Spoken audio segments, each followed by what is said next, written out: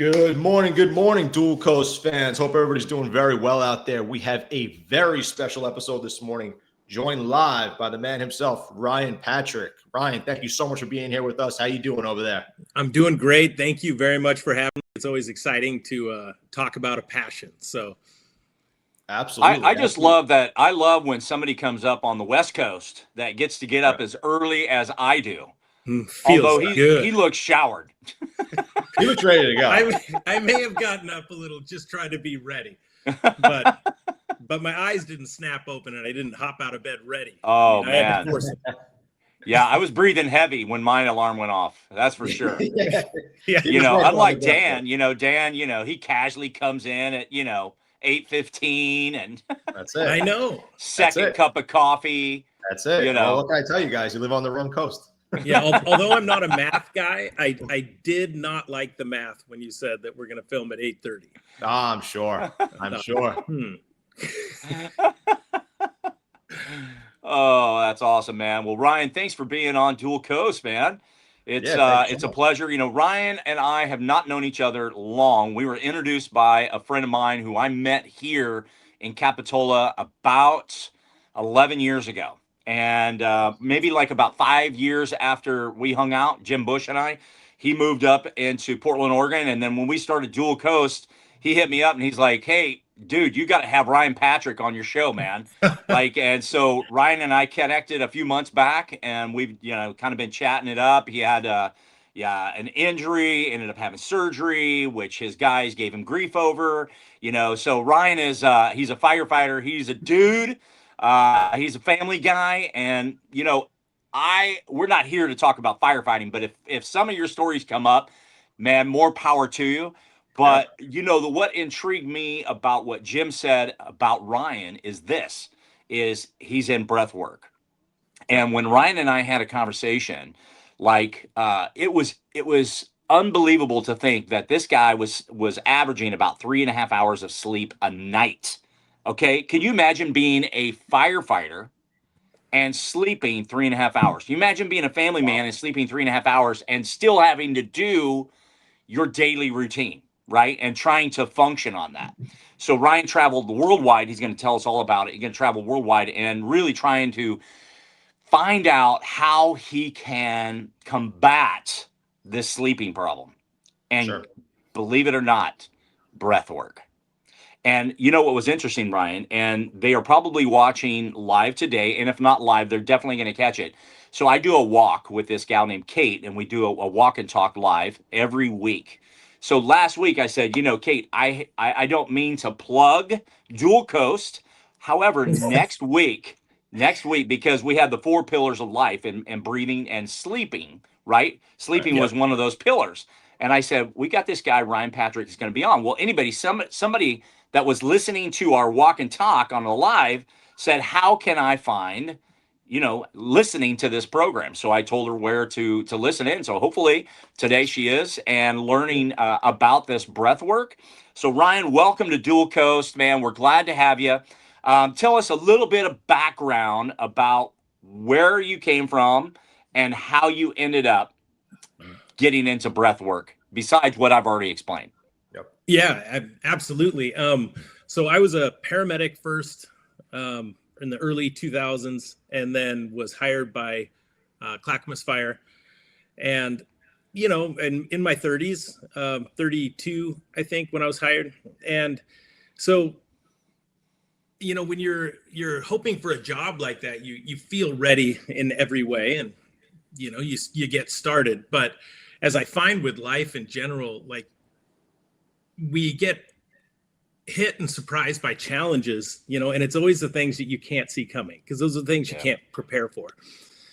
And for me, what it was is I was working one of our busiest stations, and I had a lot of challenging personnel things, because you're a brand new firefighter, and like most brand new firefighters, having a baby when you're on probation is the best thing to do. That's sarcasm, because you can literally be fired at any moment. And so you're coming in, making coffee for people and laying the paper out, when we still had the paper. we'd lay the paper out for everyone. It had to be set perfectly or they would be mad at you. And so it's just, you play that game. And so a couple years in, I had kind of a wake up call for me. We had a really bad fire and some kids and a family was trapped in an apartment, and my engine was first due on that. And when I got there, a woman threw her baby out and then jumped out of the window. And, those are, you train for that kind of stuff. And so that's okay. Glad to be there to help with that. But she was saying that her 2 other kids were still in the apartment. The problem is I didn't see her come out of the windows. And so there was fire out of one window and then smoke out of one window. And it looked like there was a footprint under the one with smoke. But being a young firefighter, I made a mistake. I thought the crowd around was pointing to the window with fire. And so if those kids were in that room that's fully ablaze, that's not survivable. But in the back of my mind, I knew she came out the other window, but I didn't trust myself. And so we went in the front and we got to him, but it was too late. And I had a really tough time with that one because we found him at the windowsill of that bedroom window of where I thought I saw the footprint. And so she was, of course, she recovered fine. The baby was fine, but the 2 kids did not make it. And, there was a lot of news stories about that the next month. And it was, that this is what you're trained to do. Right. And I didn't trust myself and it didn't work out the way I wanted it to. And that was really hard for me to stomach. And what do you do with that? When you just kind of chase your tail and then you see the kids on the TV over and over. And so that was the first time that I had real regret and I didn't know how to handle it. And we're still running calls all night and we're up and then right after that, someone at our fire department took their own life. And our station, although I didn't respond on the call, everyone knew this person very well. And it was very, very difficult. And all these things just added. And he said something to the crew when I was working that stuck out of my head. And he said, they saw him the week before. And he said, I feel like if I could just sleep, I'd be okay. And I didn't have any, I didn't know why that stuck out to me at the time. But after he made that decision and after that happened, it really got in my head. And then I just stopped being able to sleep. I didn't know what the problem was. I would lay down so exhausted. I'd fall asleep on the couch and run to bed and lay down. And then as soon as I laid down, I would feel my adrenals kick in and just a vibration of wakefulness would come through me. And so I lived that way for years. And sometimes it would get a little better, but it would get worse a lot. And so I would go 24 hours quite often without sleeping. And, and the thing about not sleeping is when it's happening to you, you think it's all about you. But I have a family with kids, and it's something that reaches out and touches the people that love you very severely as well. So that was challenging. And I was so myopically imbued, stuck in my own world that I really didn't see the damage it was causing, because my wife's trying to support me through it. She is the unsung hero of this whole thing, like somehow staying with someone who's irritated all the time, tired, complaining, and constantly focused on themselves to get better. So this went on for years. And it would get a little better, and I think I'm coming out of it, and then it would just stay. And it kind of all came to a head one night. I was walking around the house at 4:30 a.m. and I just had enough, and I just crumbled on the ground on the floor in the living room, and I was just bawling my eyes out, just with that thought of why is this happening to me. And my wife, Juliana, found came out of the room and found me laying there. And she put her arms around me. And I will always be emotional for this because it's the turning point in my life. It's when the light finally broke in. And she put her arms around me and she was saying, we're going to figure it out. And I said, why is this happening? I don't remember who I used to be. I don't remember how I used to feel. And she said, well, why don't you decide to get better? And of course, at the time, Powerful. I'm like, how dare you say something so ridiculous? Yep. This is affecting me, and decide, come on. And so that morning I got up as I always did, and I went to Station 6 to work on the rig. And on the way into the station, I heard a podcast, and it was Joe Rogan talking to Wim Hof. And I hear Wim Hof, and he's like, my breathing will reset your central nervous system. And I perked up. I'm like, okay, what does that mean? And so he starts talking, and I didn't understand it, but he had this breathing pattern. And so I went to the station, I watched the whole episode, and then I was like, all right, when I go home, I'm going to do this. And so I did the pattern, whatever it was. It was unlike anything I ever felt before. And that night I slept for 6 hours. Wow. Wow. Now, I'm not telling people if you're having problems sleeping, that it's like a magic pill that's going to fix it. But I finally turned a corner for the first time. And I remember running around the house yelling, woo, because I was like 6 hours. It hasn't happened in years. And, like a new man. Yeah, I'm like, look at me, I did it. Everything's good now. And so it was just unreal. So I kept doing it, and I was going to do it every day. And there are some things about hypoxic style breath work that you should know. Like, you are dropping your oxygen levels low, and you're having a profound effect on your system. And I like to explain it kind of like if you're taking a cardiac monitor and you're going to shock someone's heart that's in fibrillation. The fibrillation means it's just shaking like that. And you're going to hit it once with electricity and help organize that rhythm. Well, that's kind of what it felt like was happening in my head. Does that make sense? It does. And so I kept doing it, and had one incident where my wife came in, and during a breath hold, because you'll hold your breath for quite some time, and you're during a Wim Hof style session, your oxygen saturations drop extremely low. And she came in and was trying to wake me up, and I was in this state, of breath holding. And then I woke up to her kind of yelling, Ryan, wake up, but to me, it was just, I looked over, I said, hi, I'm good. And she freaked out, and she said, if you're going to do this, you better learn about it. And so I contacted Wim Hof's organization and spent a week at his house with 18 or 17 other people. And that was kind of the beginning of not just breath work, but the mindset change that needs to happen when you're faced by healing. And when you're going through something like that, it's easy to feel like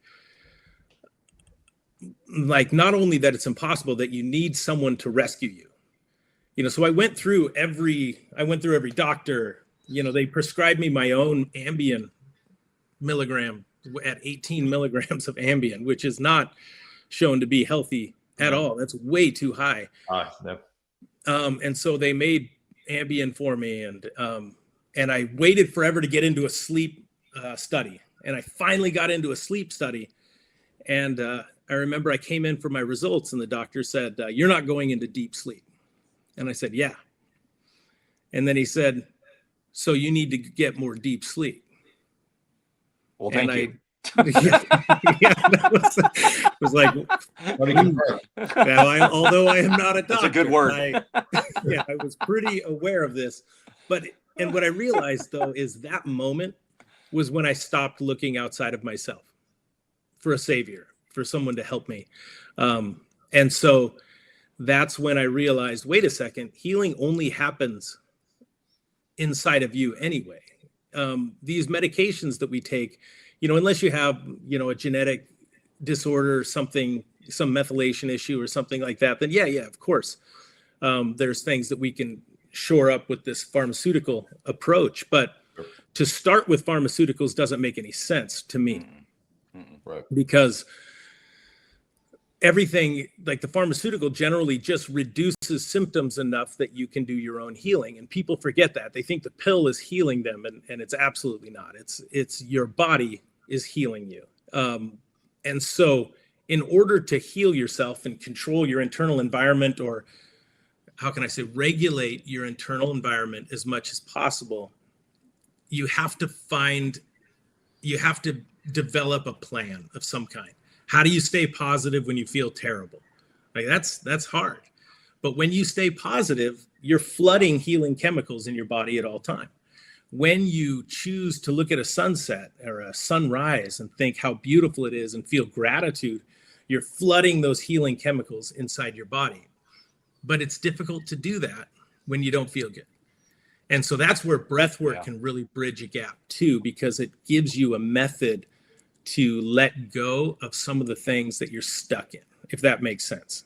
Sure. Whether it's in your head or in your body. So I feel like I've rambled on a little bit here. So you guys can bring me back. Well, time is up. Time's up, Dan. That's it. I talked the whole time. Great. Thank you for coming on. Hey, I know Dan wants to jump in, and he's physician's assistant. So, on the medical side, he understands a lot of this stuff. But, I think for me, when if you're watching TV, how often do medical pharmacist commercials inundate our world? Oh, right? Yeah. I mean, every commercial break seems to be some sort of medical, pharmaceutical. Sure. And it kind of drives me crazy because, when you think about it, it's like, I understand there is a point to where we cannot go any further, but that's the first thing that we go to is medicine. Yep. Instead of doing the work. Right? Yeah. No, Instead of, and I'm talking in every facet, right? One of those is weight loss, right? People are not willing to do the hard work. Right. No. And it's just like, well, let's just go to the pill. Let's just go to the pill. Let's go to the pill. Yeah. Instead of getting out and doing the things that we're supposed to be doing, and I just heard this morning, I just turned on the news real quick before, just to kind of wake up, and make sure I don't fall back to sleep. And so when I was watching the news just this morning, immediately they're talking about, the psychologists that since COVID, like our kids are such in a dire strait that, we put them on medication, right? Instead of getting them the help that they need. Right. Right. And so then it goes into bad thoughts, and we get into depression, and we go anxiety, and we go deeper and deeper and deeper. And that's where we're at as a society. And we see it everywhere. One of the things that I really speak to with people when I work with them is that we've lost faith in our bodies. We've completely lost faith. Everything we need is right here. It's in us. And there are things that we can do to leverage, health, leverage energy. There's a lot of different ways to look at longevity, and some people look at the immune markers on cells, and you can look at telomere length. You can, and so you can look at HRV, even heart rate variability. But with me, it came actually when I was breathing one time, the secret, it takes an extreme amount of energy to change states. And so if you look at ice, to water, the energy release, that's why steam engines work so well, because of that extreme amount of energy and heat that's released during that state change to a gas. Well, if that's the way it is, why wouldn't it be that way with us? And the only system we have to get energy is our mitochondria. Correct. Yeah. And so to me, like from breath work to early morning sun to red light therapy to getting my feet on the bare feet on the ground to that's all. What can I do to increase this amount of energy? Because the bottom line is this: we are leveraged pretty severely into the sympathetic or speed up nervous system, right? We are over leveraged from these and news because they want to motivate us through fear and anger. And so we are constantly being, we're constantly running from lions, right? We're our heart, and we don't even realize it because we've been doing it so long that we're comfortable. We're used to it. But we need to start getting a hold of that and reversing that. And once you start reversing it, once you start utilizing breath work in some ways that will help you reconnect with how you should be feeling, or, actually be able to relax. Like a lot of people just can't even relax. They don't know how.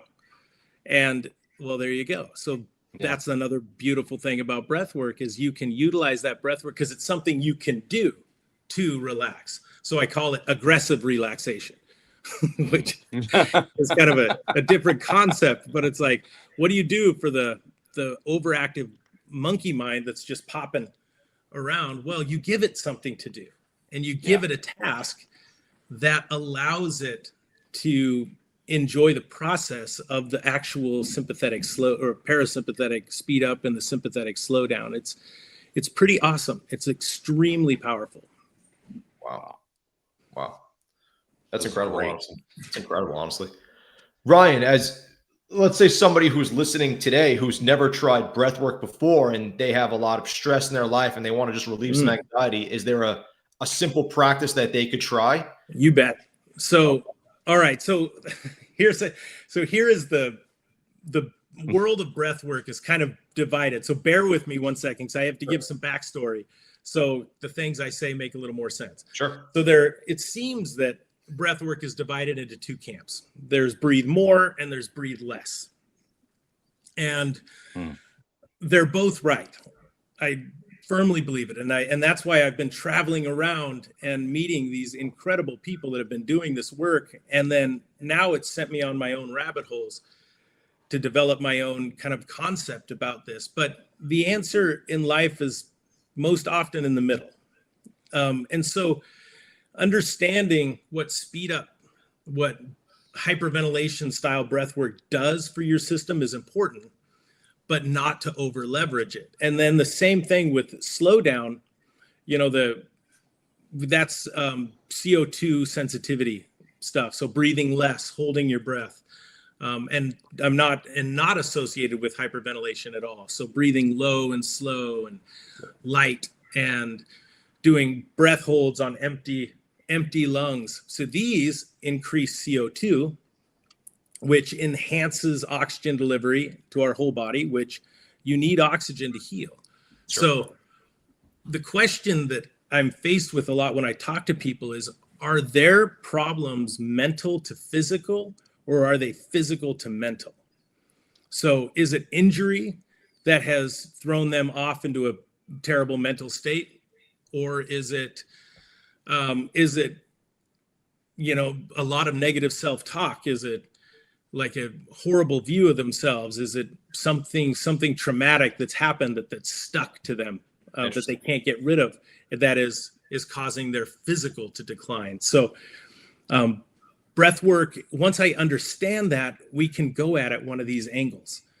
But it's always a balance, because if you breathe more, I believe you also need to be breathing less. You have to, in order to be balanced. And so everything starts in breath work with functional breathing, how you're breathing.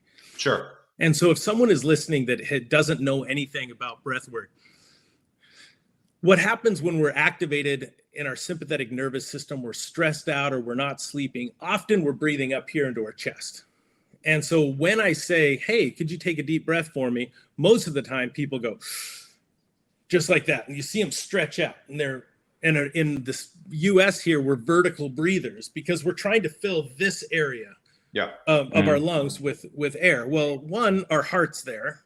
there's just not a lot of space there. And two, there's not a lot of the sacs that exchange oxygen, the alveoli. There's just not a lot up there. Everything's low in our back and in our mid. And so step one is always functional. Can you even take a diaphragmatic breath? You know, our diaphragm sits like this up in our chest, and when we breathe in, it flattens out, and that's what pushes your stomach out, you know, when it increases that pressure. Well, if you're only breathing in your chest, then one thing that people don't even think about is you're not even massaging the organs in your abdominal cavity the way you should be. You should be up, down, breathing that air in, filling the lower lobes of your lungs. And so what that leads to is, well, let me explain it like this also. And generally, people that breathe into their chest are mouth breathing. And some people physiologically don't have another option. So I don't want to be one of these people that are like, you have to only breathe through your nose, because we got to do what we got to do. Right. But I will say that if you become a nose breather, generally the body will correct and open up airways for you and allow that to happen. But it takes time to adapt. And it takes presence, constant presence of, you know, breath awareness, we call that, of like, how am I breathing now? How am I feeling? How am I breathing? How am I feeling? How am I breathing? And so if you're mouth breathing into your chest, you're not conditioning the air as you breathe it in. You're not bringing that air through your immune system. People forget about that. The nose has all the tools up here and all these, the mucosa, that where all the white blood cells are, that expose, that pull out those toxins. It filters it. It introduces antigens to the immune system. Well, the mouth doesn't do that, and it doesn't protect the lungs. It can be damaging to the lungs. And a lot of people who mouth breathing are jogging and their lungs are burning. Well, that is because that's dry, unhumidified air, and it can cause damage. So how are you breathing? What are you using, mouth or nose? Nose is generally associated with lower breathing. And what I mean by that is chest breath, and then there's the nose. And you saw very little movement in my chest. Yep. Now, everyone talks about belly breathing and like breathing your belly out, but that's not actually 100% accurate. If someone's listening here and you want to start making these changes, one, not taking huge deep breaths all the time is step one, but going through your nose and breathing in a way that's 360 degrees. And so and you can watch my hands. When I breathe, very little movement in my chest, and my lower lobes are moving, my lower ribs are moving out, and then they come back in. That's what we want, because again, all of our alveoli are down in our back here.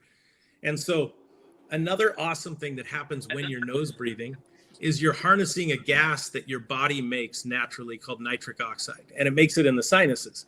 And the stuff is awesome because it naturally dilates your vasculature and your bronchioles in your lungs. So they dilates your lungs, makes those bigger, and makes your arteries bigger as well. So it lowers blood pressure. It has antimicrobial effects. So again, as we're breathing through our nose, we're drawing that in through our sinuses, and we're helping to sterilize the air, make it safe to breathe.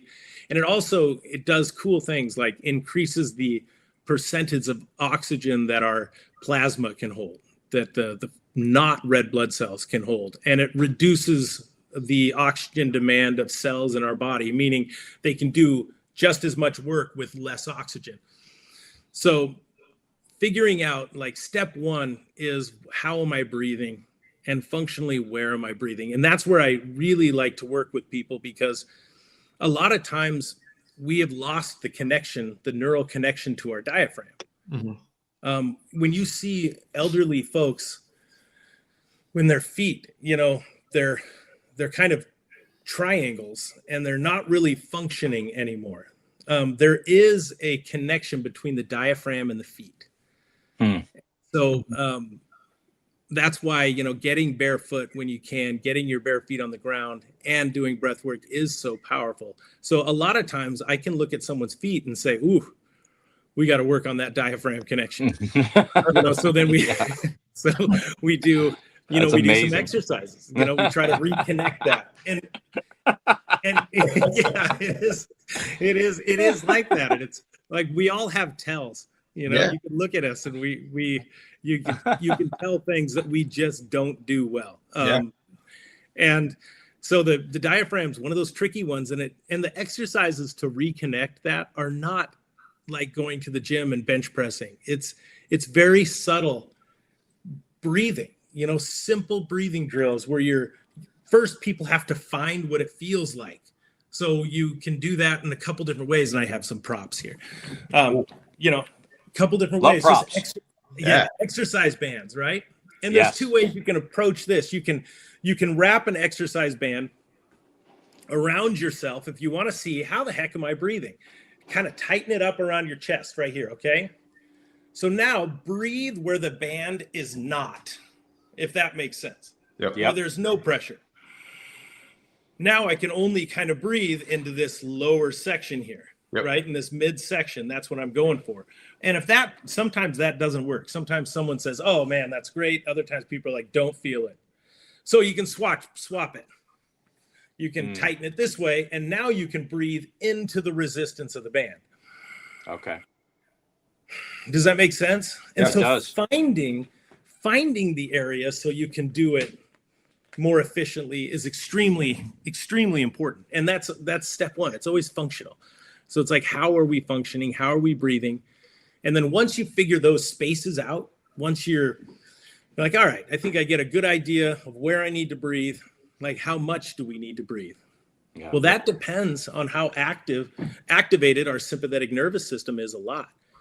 Because the thing I didn't talk about with the nasal breathing is one nasal breath can oxygenate 10 to 20% better than one mouth breath, even though you're getting more air through faster. Now, if you're breathing dysfunctionally in your life, that's a lot of oxygen. We're breathing 20 to 30,000 times a day. And you're getting 10% less oxygen every breath. That has a cumulative effect. So we need to turn that around so we can start marching in a direction that will support healing and the things that you want to do. A lot of people feel like, oh, I can't accomplish the things in my life I want. Well, focus on yourself. Like, you don't have the mitochondria, you don't have the energy.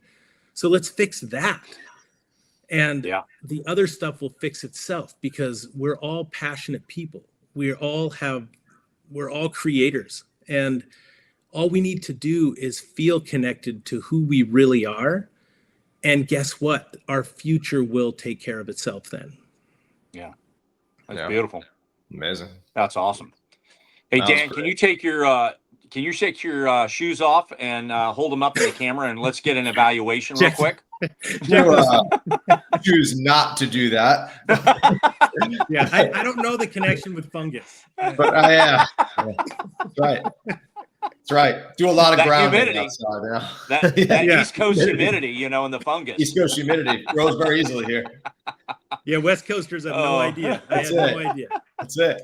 But that's really interesting. There's a connection like that. There's a great movie called Air about Michael Jordan.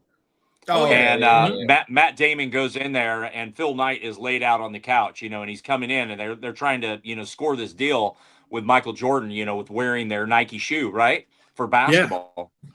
And so Matt Damon walks in on him, Phil's laid out on the couch, and he's like, "What are you doing?" He goes, "Breathwork." He's like, "Why?" Why?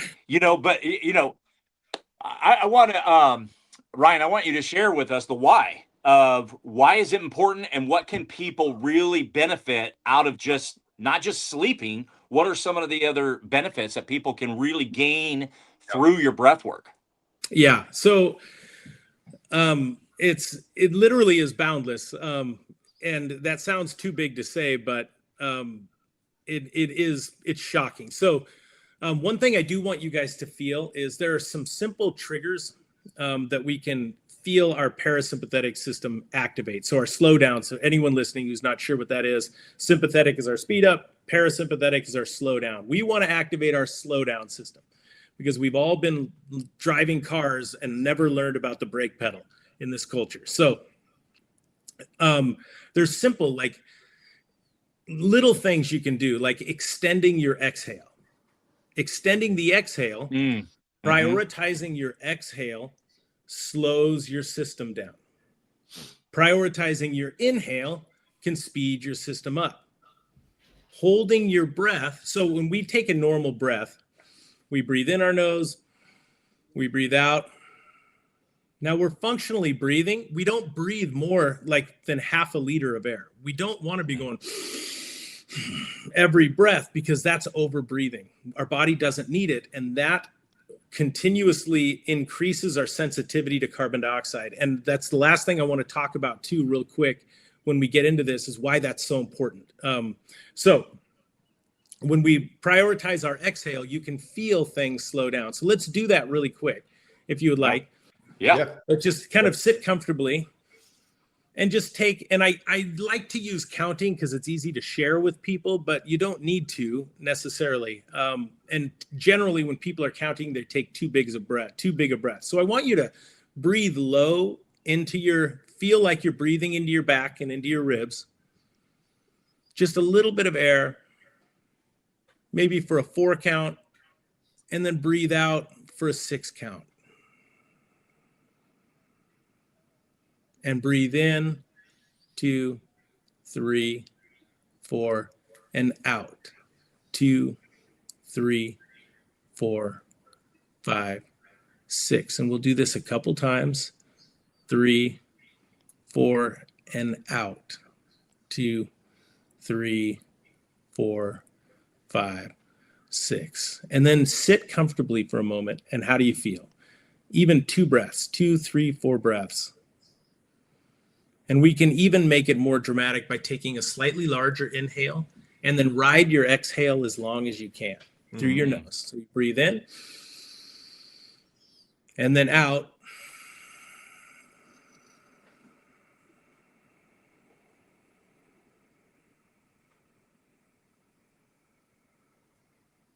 And what you'll notice is towards the end of that, you get a light, almost relaxation feeling, right? Almost like you want to get like your mouth wants to get wet.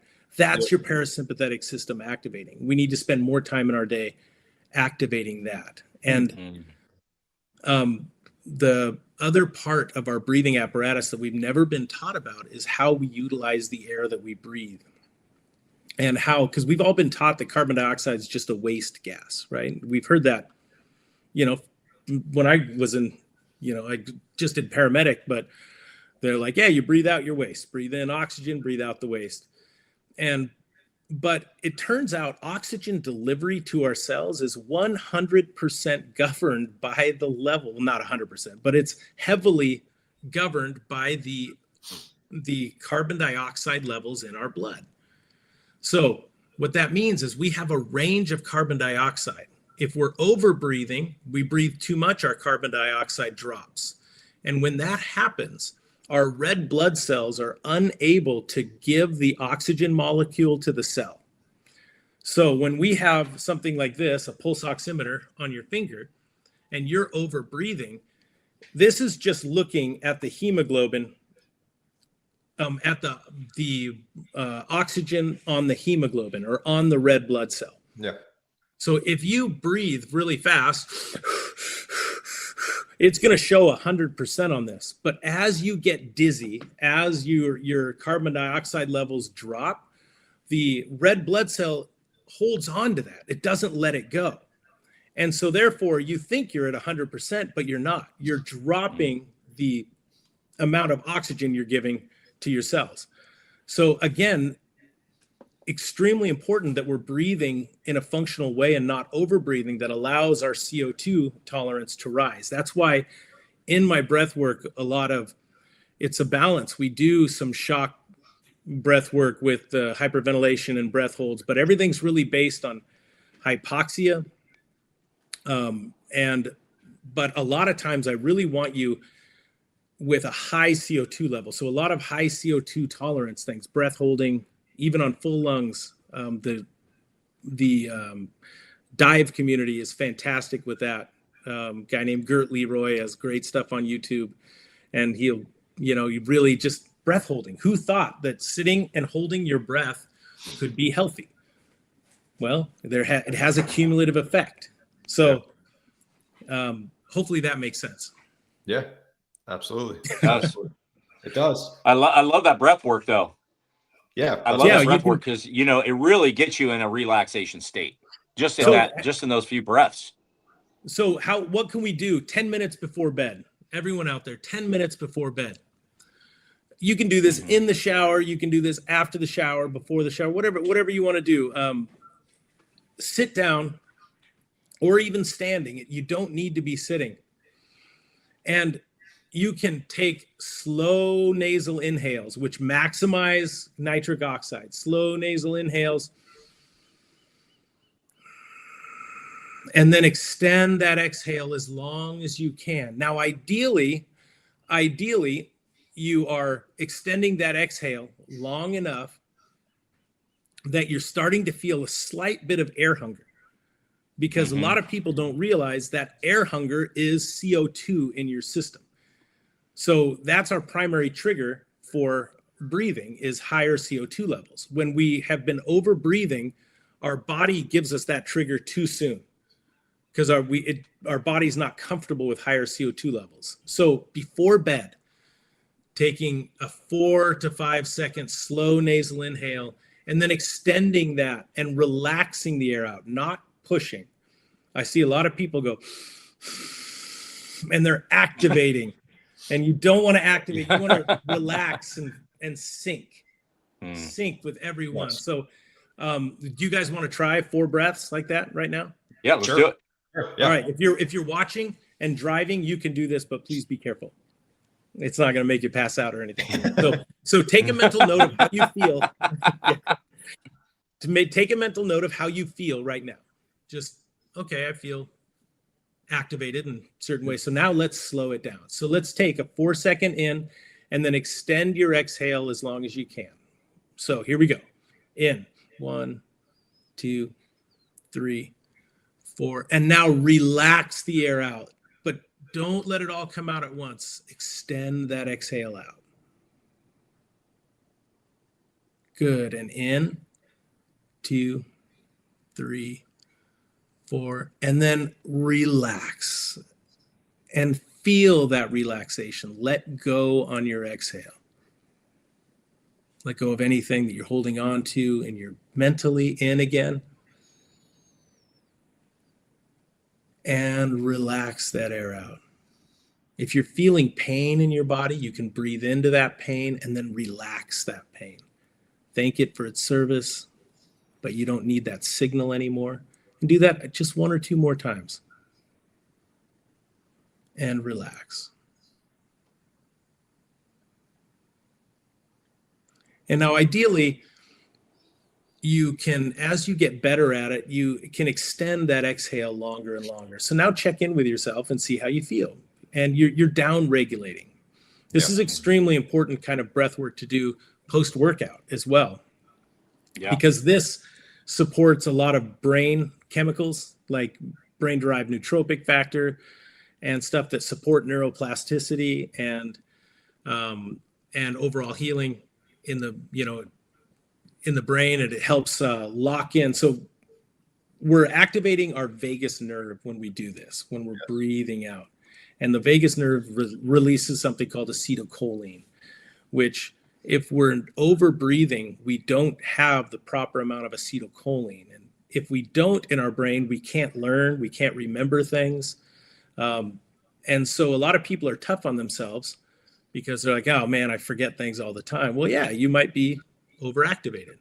So this kind of breath work floods that acetylcholine back into your brain, and over long term supports higher BDNF levels, which help solidify that neuroplasticity, that learning that can happen in your life. So it's important to develop a strategy for breath work. what do you need? What are you feeling? What are you trying to accomplish? If you're a high performer athlete, then there's absolutely a whole rabbit hole you can go down to optimize performance and train the body to use lactate as a fuel, to train what's called the bicarbonate buffering system, or the ability to go harder without losing the pH balance in your muscles.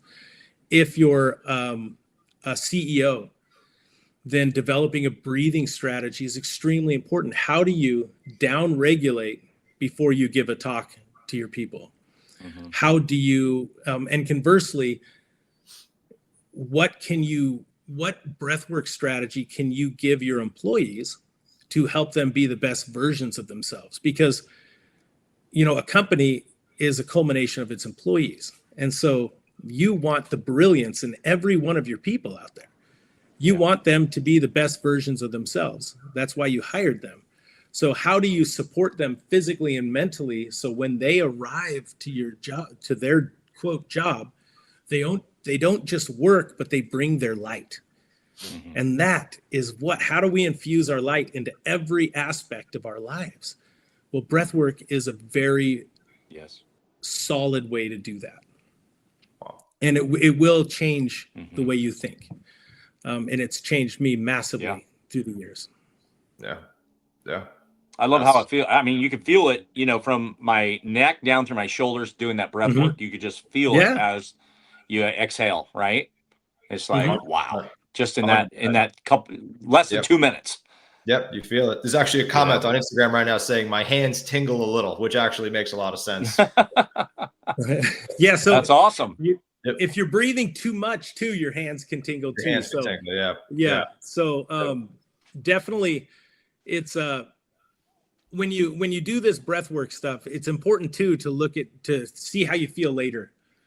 So if you have anxiety, if you are always switched on and you do hyperventilatory breath work, check in with yourself after. Did it help you relax?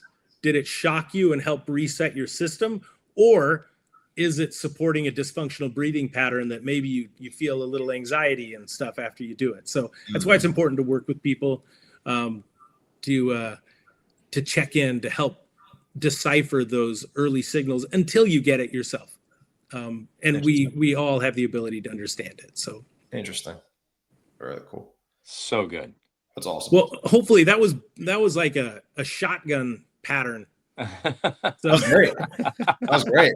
It's a big subject, and the ways to help are just endless. Yeah. Absolutely.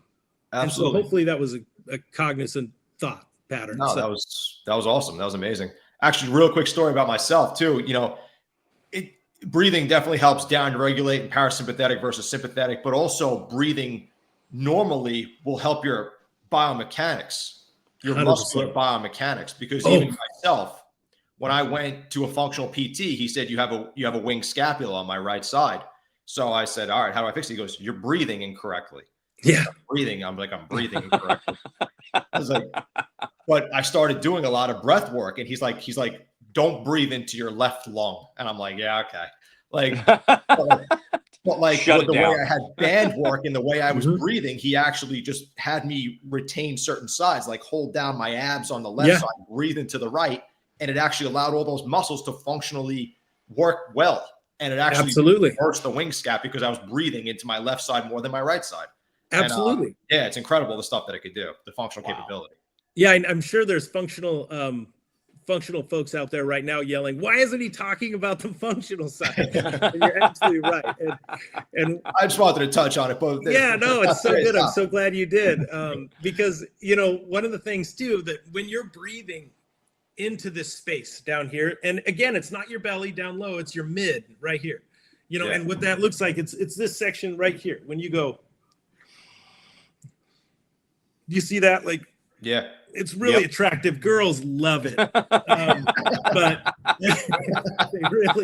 they're like, nice. Breath, baby. Yeah, way to go. So it's not going to get you on Instagram as a body model, but that mentality has really ruined the way people breathe, because they're constantly pulling in and they only have their chest to breathe. So it's very unhealthy. But when you're breathing low like that, the part I didn't mention too is your pelvic floor should be slightly activated all the time when you're walking around. Yeah. And what that does is when your pelvic floor is slightly activated and you're breathing into that mid band, so your ribs come out, you're actually supporting your low back. And 50% of people with chronic low back pain have dysfunctional breathing. And so when you're moving around, and I just did this, you know, I didn't touch on that part of the story. You know, I was dropped 4 stories out of a building during a rope drill. And that was actually the start of what happened. I got injured first, and then it was all these calls and lack of sleep. And, but just, God, I want to say 3 months ago, I bent over improperly. You know, I spent all this time focusing on functional breathing and fixing my back, and I re-injured my back lifting something tiny. And I was like, man. And so a lot of people don't realize they're pulling their stomach in when they bend over, which is putting all of the weight on the spine right there.